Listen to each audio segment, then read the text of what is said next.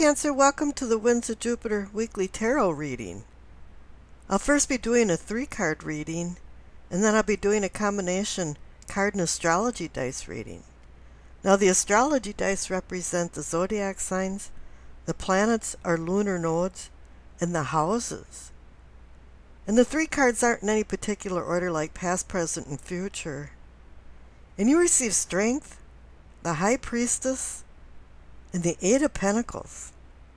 All I gotta say is, wow, what an interesting spread. It might not seem like anything right now, but just wait until I get into this.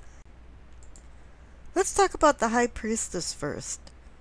She is the guardian of the cosmos that brings messages down to earth.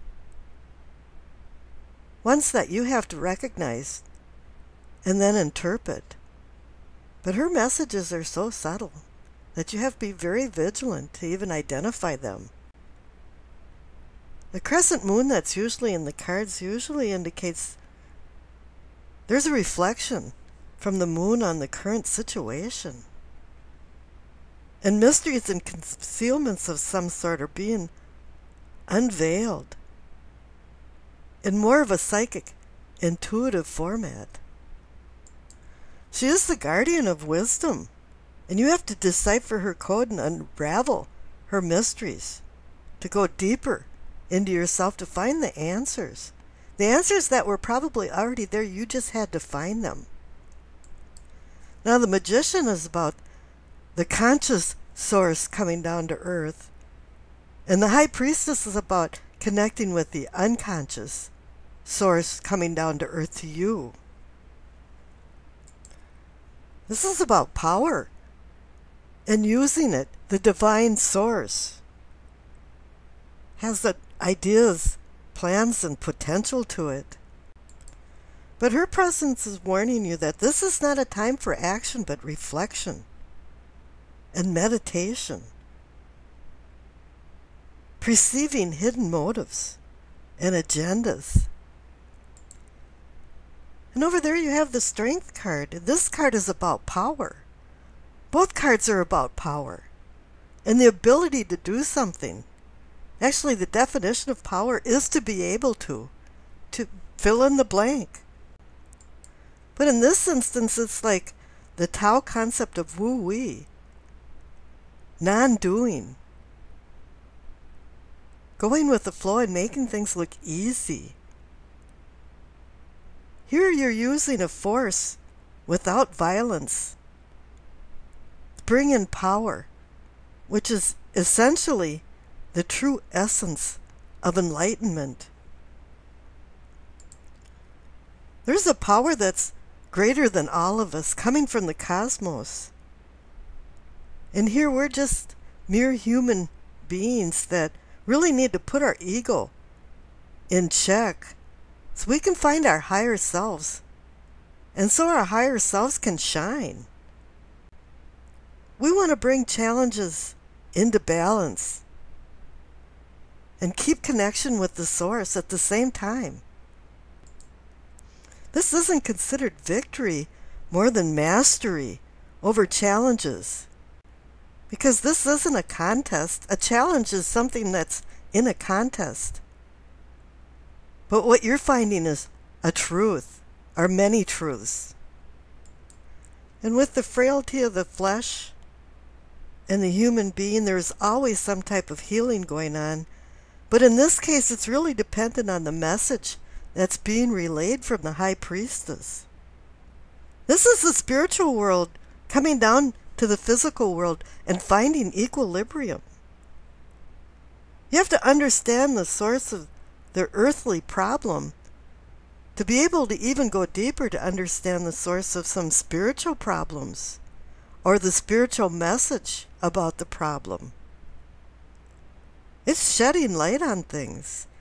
And now you have the High Priestess and the Strength card, and they're both emblematic of females. Is that true that a female is emblematic of strength?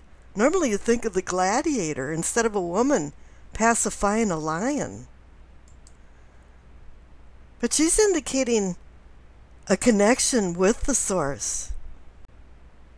And that's from receptivity, are being receptive. Females are receptive. In I Ching, the number 2 I Ching is called the receptive. And it is about receiving and perceiving at the same time. Now, I've written my own explanations for all 64 I Chings. And number 2 is Kun, the receptive, acquiescence of open flow. And it's earth over earth, where the male is heaven over heaven. And that would be the magician. Now, my explanation says you have to perceive and receive in this receptive moment. All yin lines pack the power of the mystical gateway of woman. If used gently, the energy will never exhaust. Draw out the message without drawing attention to yourself. Gives you acknowledged grace and dignity. The beautiful woman's face hidden behind the gossamer veil brings intrigue and curiosity. If power asserts itself at this time, anew and disinterest will arise. Allow your open-mindedness to be the receptive vessel for you to drink from its well. Deep waters hide turbulence or tranquility. Don't underestimate the power of the High Priestess and the Empress, who can catch the attention of the Emperor and gently guide his staunch and uninformed opinions to the mysteries of the true reality. The Emperor may acquiesce without protest once he understands all the issues involved in his decisions. Although men like to think they govern the household, or the earth, or their world, women run the house, and in some ways the earth and the world, because Gaia is earth, the female Mother Earth.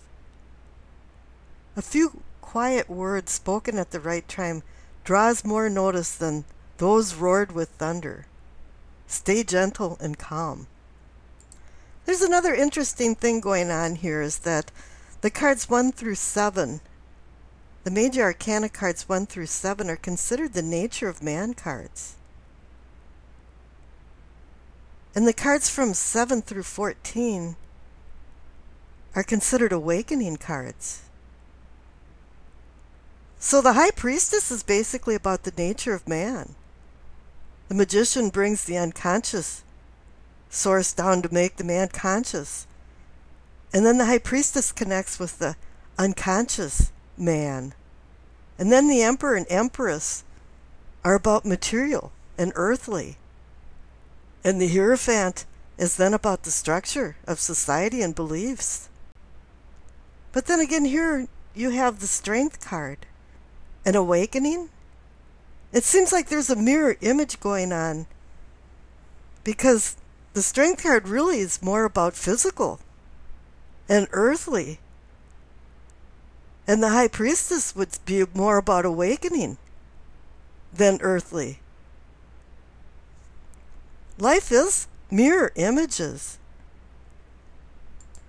I realized that when I was a chemistry major at a Big Ten university years ago. As much as people don't want to understand or can't be receptive to chemistry, there's a lot of warmth to it and a lot of analogies in real life, in human life and the earthly life, that really connect with the spiritual. Now, this all boils down to one question between these two commanding major arcana cards is, where is your power? And now you're still proceeding on your journey, and you're walking into the Ace of Pentacles card. So now there's some type of fates of fortune or wealth coming here, but I don't think it's money. I think it's enlightenment and realizations that's going to bring success to you. Now, any Ace card is just a promise or a potential, and it's really up to you what you do with these messages and with this strength.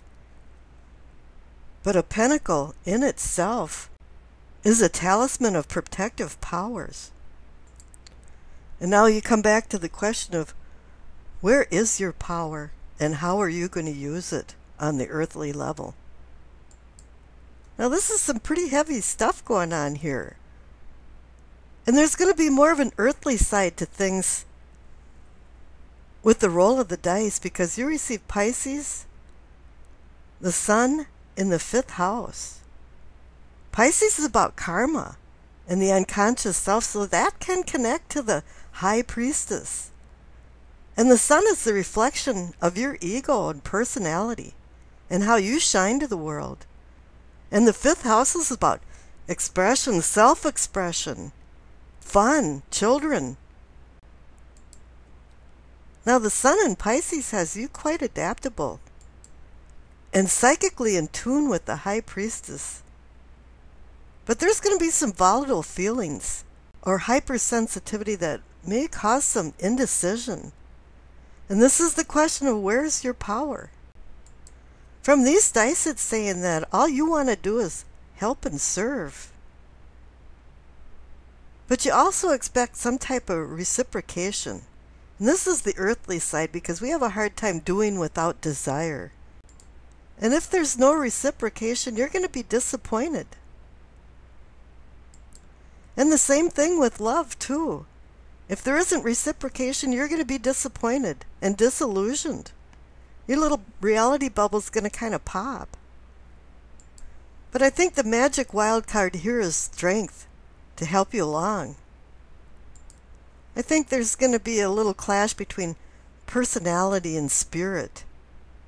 And you will need the Strength card and the Ace of Pentacles card to ground you. You can't go into some kind of escapism from these opposing force problems that seem to be exposing themselves. You need strength and perseverance to get through any hard times that come in front of you. With the Pisces aspect, you're soaking up emotions and feelings from your environment, so you have to stay in positive surroundings to keep an optimistic viewpoint. You're going to be seeking one-to-one intimate interactions. But you need to trust the High Priestess's intuition to make sure you're not wasting your time and you're doing it with the wrong person. You're going to have an affinity for performing arts this week, and you may act out a few things just to hone your talents. Now, the sun in the 5th house also accentuates the performing arts or some kind of interest in creative endeavors, and this is going to bring happiness and joy to you. And this is saying that you're going to have some special qualities this week and to strut your stuff, and you have some definitely special cards. And this is where you express to the world your unique approach to the creative side of your life. There's an inner restlessness that has you seeking creative outlets, and don't be shy this week with it, because it's going to bring some pizzazz into your life. Rules were meant to be broken, and you don't mind breaking them. And this week you'd prefer to ask for forgiveness than permission. There was a song, I think it was by Queen, that says, "You are the party and we're just the band." Well, I think that's what you're going to be this week. And the question is, where is your power? And I wish you acceptance, peace, and happiness.